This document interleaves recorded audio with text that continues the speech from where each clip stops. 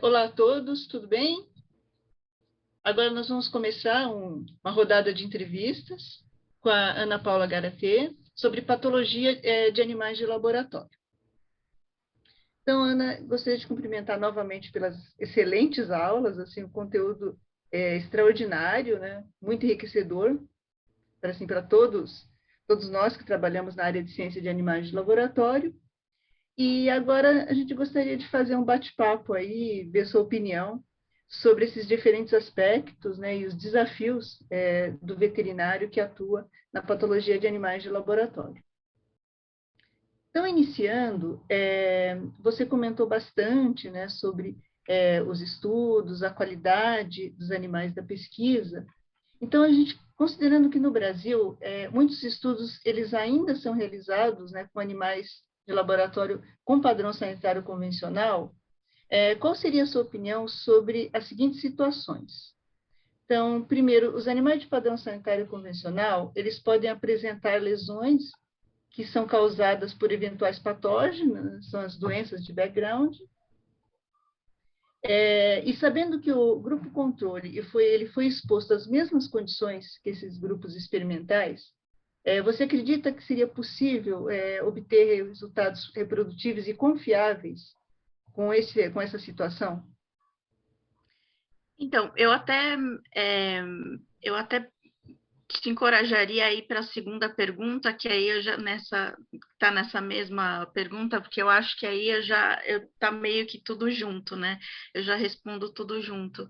Ah, Então, você pergunta também sobre a disponibilidade de animais SPF em alguns estudos, se eles poderiam ser realizados com animais convencionais e quais as limitações. Então, no geral, nessa pergunta, o que eu acho que há de se ter em mente é que se você tem uma doença de background, se você tem num sistema biológico uma infecção que está sobrecarregando aquele sistema biológico, você tem que levar isso em consideração na hora de você interpretar seus resultados. Você vai ter resultados reproduzíveis em uma outra situação? Obviamente que não. Né? Você não tem como comparar um animal de um padrão sanitário mais rígido, que não tenha uma infecção, que não está com o seu sistema imunológico e o seu sistema endócrino sobrecarregado, com os mesmos resultados de um animal que está sobrecarregado com uma infecção, né? Então, assim, infelizmente, é uma dura realidade, é uma pergunta difícil, né, de se responder, mas você esperar que esse animal sobrecarregado por uma infecção vá reproduzir os mesmos resultados, mesmo que você tenha o controle, você não tem como ter garantia do resultado que você obteve com esse animal com uma doença de background, né? Então, infelizmente, a resposta é um pouco dolorosa. Você dificilmente vai conseguir, né, obter esses resultados dessa forma. sem dúvida. Concordo com você, né?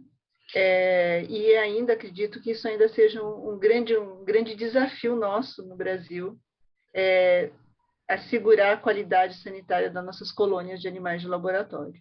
Sim, mesmo com coisas que parecem inofensivas, né? Se você, por exemplo, tem uma infestação, né? Vamos dizer que você tem uma infestação com parasita externo, né? Um piolho, alguma coisa assim no seu animal, e o animal até parece que está num estado clínico ok, né? Mas você deve pensar que aquele animal está mobilizando mastócito, eosinófilo, né? Provavelmente, possivelmente está anêmico, então você tem que pensar os seus resultados, eles estão, o seu experimento, o seu estudo de toxicidade, ele está ocorrendo naquela situação, né? Então é impossível, o seu sistema imunológico está totalmente sobrecarregado com aquela infestação, né? Então Essa é a realidade. Eu não, fica difícil a gente responder porque a gente não quer desapontar, desapontar quem talvez não tenha acesso né, a trabalhar com animais em melhores condições, mas a realidade é essa, né, infelizmente. Posso fazer uma parte, Ana? Claro. Por exemplo, um exemplo prático. A patologia comparativa possibilitaria, por exemplo, no estudo da neurobiologia, um animal, uma colônia endêmica para meningoencefalite morina, o Tyler, durante seu estudo de uma outra abordagem, por exemplo, de memória, você conseguiria fazer esse diagnóstico diferencial do que seria, isso aqui é lesão com Tyler, isso aqui é lesão do conjunto do meu experimento, ou você não conseguiria, estaria realmente totalmente comprometido? Então, a gente consegue fazer, do ponto de vista da patologia, a gente consegue fazer o diagnóstico, né? Se o seu experimento, se ele causa alguma alteração morfológica, ela vai estar ali aparente para a gente, né? Uma lesão morfológica que eu digo não a nível ultraestrutural, né? Mas a nível celular ou tecidual. A gente conseguiria fazer esse diagnóstico, mas o problema e o que a gente não sabe? E o que a gente não conhece? Que é parte do seu experimento, é parte do que você está testando. Isso a gente não tem como definir, né? O quanto, né? Exatamente, qual a influência, o quanto aquilo está impactando, o quanto aquela doença de background está impactando os resultados. Você realmente teria os mesmos resultados se você não tivesse doença de Tyler acometendo aquele animal? É mais ou menos isso. Entendi. Muito obrigado. Imagina. Podemos passar para a próxima? Claro. Bom, então um outro assunto, né, bastante polêmico, hoje a gente vai fazer bastante questões polêmicas aqui. Sim, esse aqui me quebrou, meu Deus, não, mas a resposta é direta. Então, assim, bastante polêmico, né? A questão dos estudos de sobrevida. Então, em doenças infecciosas, a gente sabe que existem muitos estudos de sobrevida. Esses estudos, eles são questionados sob o ponto de vista ético, né? Agora, assim, qual seria a sua opinião do ponto de vista do patologista? Sempre nesses estudos nós devemos definir um ponto final humanitário ou existe alguma situação que seria necessário deixar o animal morrer daquela infecção para poder identificar as lesões? Então, mesmo pelo ponto de vista do patologista, o ponto final humanitário deve sempre ser respeitado. Não importa o que, né? A gente sabe que os animais, até mesmo né, na natureza, qualquer animal que se apresenta doente ou um pouco mais fraco, ele é separado da matilha, é separado do grupo.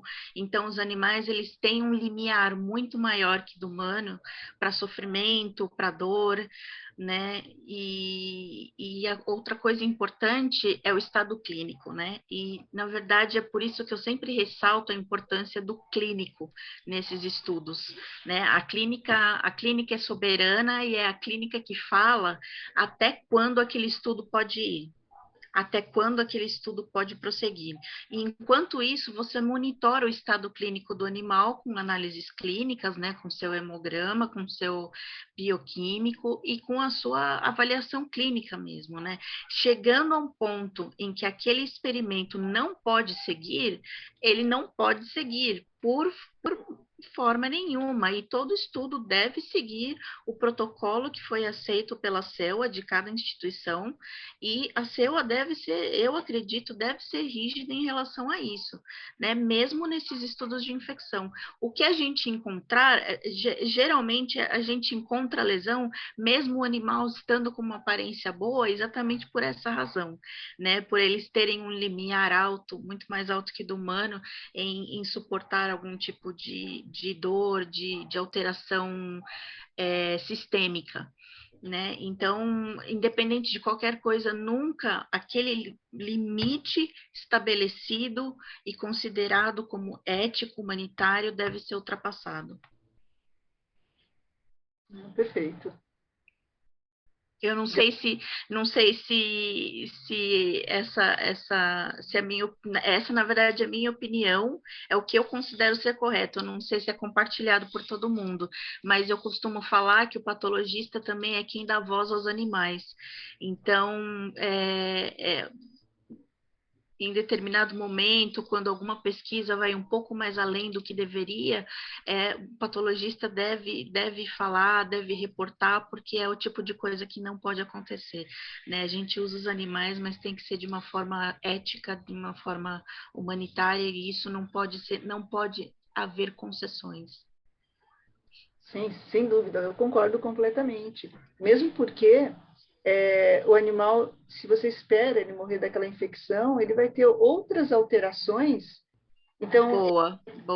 ele vai deixar de ingerir alimento, ele vai deixar de ingerir água, ele vai ter desidratação, então ele vai ter estresse, nível altíssimo de cortisol.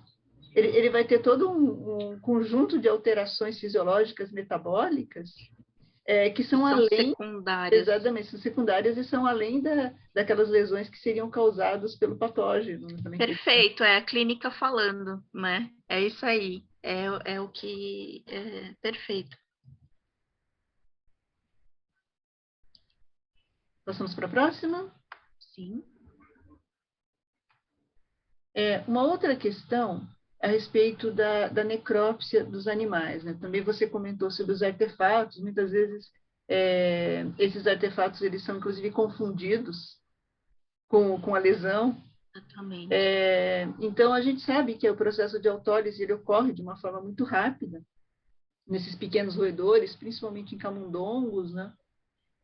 E o quanto isso ele interfere no diagnóstico, se os animais são encontrados mortos, esse processo de autólise, quanto ele interfere no diagnóstico quando os animais são encontrados mortos na gaiola, né?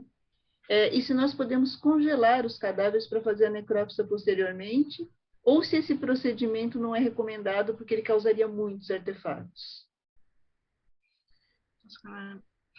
Então, isso é um fato, infelizmente, que ocorre. Realmente a autólise ocorre muito rápido nesses animais, mas a gente tem uma premissa dentro da patologia que é: se você não tem mais nada para trabalhar, você só tem aquilo, trabalha com aquilo. Você não pode perder a oportunidade de obter um diagnóstico, né? A menos assim que visivelmente, até quando o próprio clínico passa e está dando aquela revisada nos animais e ele vê e o animal já está até meio verdinho mesmo, então você vê que é aquela autólise que realmente você não vai obter nada daquilo, aí você acaba não fazendo. Mas no geral é importante, sim, você sempre que possível proceder à necrópsia. O congelamento, sim, ele cria muito artefato. Ele não é indicado para situações em que você teria oportunidade de fazer aquela necrópsia sem passar pelo congelamento. Mas se o animal já está ali morto na gaiola, o patologista não vai chegar tão cedo. Sim, é uma possibilidade. Você congela aquele animal, porque você pode ter o seu diagnóstico fechado na macroscopia. Não necessariamente você vai precisar da histopatologia para saber qual foi a causa de óbito daquele animal. Então, assim, óbvio que há de se ter bom senso na hora de examinar. Se o processo de autólise já está muito avançado, você pode perder o seu resultado 100%. Isso pode ocorrer. Mas há muitos casos em que você às vezes abre aquele cadáver e você consegue encontrar a causa de óbito. Então, é aquela coisa, nunca... Por que não, né? Se está ali, por que não fazer? Você não vai levar aquele caso para histopatologia, porque você já sabe que você vai ter um material bastante já deteriorado, não vai ser necessário fazer isso, e se for, pode até às vezes confundir, né? A autólise, a gente fala que a gente não dá diagnóstico em autólise, mas às vezes o diagnóstico está na macro, né? Então, se aquele diagnóstico está na macro, ele pode ser útil. Aí, como eu não fiz a lista de perguntas, eu também aproveito para dar meus apartezinhos pequenos. Aí é uma questão muito didática que eu acho que é interessante para o público em geral saber. Até eu tenho essa curiosidade. A gente sabe que tem um processo de rigor, né, morte, que a gente está falando de autólise.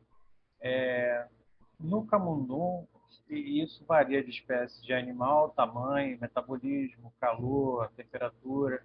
No camundongo, Ana, o que você consideraria tempo limite que o animal, para o público em geral, normalmente o pessoal fala que eu achei ele ainda amolecido, mas é porque ele Já está em morreu, livor. ele endureceu e depois começou a degeneração e aí ele fica mais, né, com a consistência mais líquida, né? Então já é um outro estágio que aí eu acredito que não seja produtivo. Qual o tempo ainda que você recomendaria pós-mortem ou que você recomendaria, por exemplo, o animal ele enrijecido ainda ou antes de enrijecer, 3 horas depois? Quanto tempo você termina esse processo de deterioração, ou como vocês falaram, autólise? Então, aí é o nível de ideal, né? E nenhum desses, após, assim, logo em seguida do óbito, você não conseguir fazer a necrópsia logo em seguida do óbito, já passa do ideal, né? Mas eu tô pensando exatamente, inclusive, numa questão de colônia, não importaria o quanto tempo passou, é mais ou menos o que você encontra, né?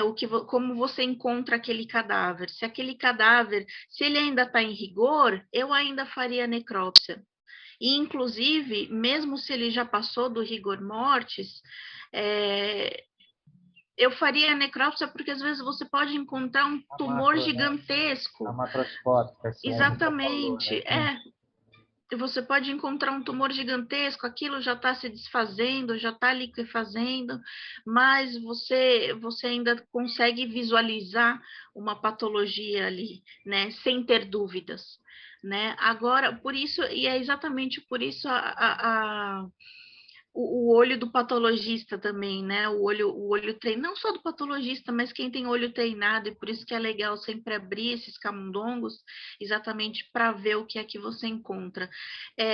Eu acho que eu te responderia a mesma coisa, você trabalha com o que você tem, né? Não é ideal, para você ter uma ideia, assim que você eutanasia um animal, alguns órgãos imediatamente começam a autolizar. Né? Então, por isso que num contexto de experimento, você tem que eutanasiar e fazer imediatamente, porque vesícula biliar já começa a se autodigerir, a ponta das vilosidades do intestino já começa a autolizar.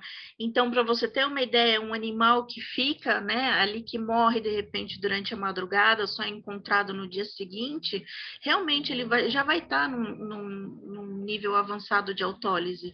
Mas a que horas ele exatamente morreu, né? A gente não tem como verificar isso. Você vai verificar com o que você vai encontrar na mesa de necrópsia.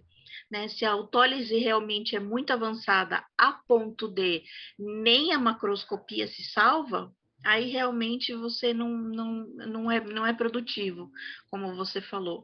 Mas você só vai saber se você abrir.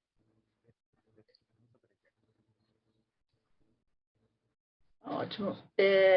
Ainda, né, sobre a questão dos artefatos, você mesmo apresentou na aula que muitas vezes esses artefatos eles podem ser confundidos com os resultados da pesquisa e, em alguns casos, algumas situações até são publicados. Né? Você acredita que é possível identificar, com um nível de confiança, é possível identificar e diferenciar esses artefatos das alterações que são esperadas naquele modelo experimental? Sim, eu acredito que sim, quando você tem um olho treinado para isso. Porque, na verdade, o patologista, uma das coisas para que ele é treinado é exatamente para a identificação de artefatos. Isso a gente treina exaustivamente, né? E é exatamente o intuito, né, de estudar a histopatologia é exatamente esse, né? Você não deixar passar uma coisa que não é exatamente uma lesão, mas que ocorre muito nos tecidos por manipulação, a gente conhece esses artefatos e não pode deixar passar.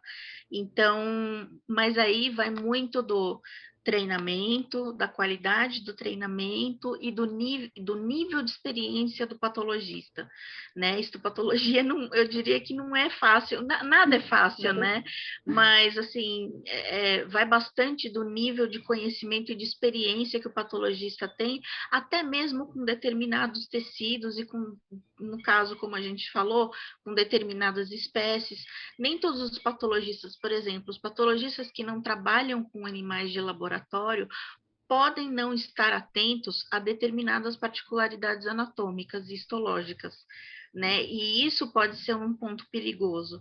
Né? Por isso que a gente bate nessa tecla, porque tem uma história, teve aquela história do camundongo C3H, né? Que o pesquisador escolheu essa linhagem especificamente para fazer um experimento de aparelho visual, sendo que é um animal que já nasce em poucas semanas, já está cego, né?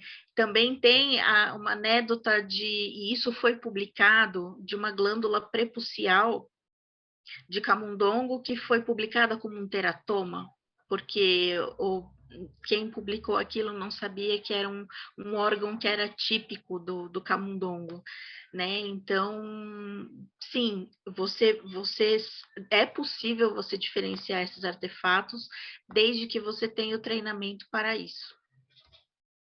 Ótimo. Assim, a importância, né, da interação de uma equipe multidisciplinar com os diferentes conhecimentos Mas não há para melhorar a dúvida. qualidade daquela pesquisa. Não há dúvida, eu definitivamente acredito, e eu sempre acredito em vários níveis de trabalho, que você trabalha como uma engrenagem, né? Como é que chama aquela engrenagem que vai na bicicleta, né? Um vai encaixando no outro e o resultado é que tudo roda, né? Tudo flui bem, né? É uma partezinha que desencaixa dali que pode afetar o restante do experimento.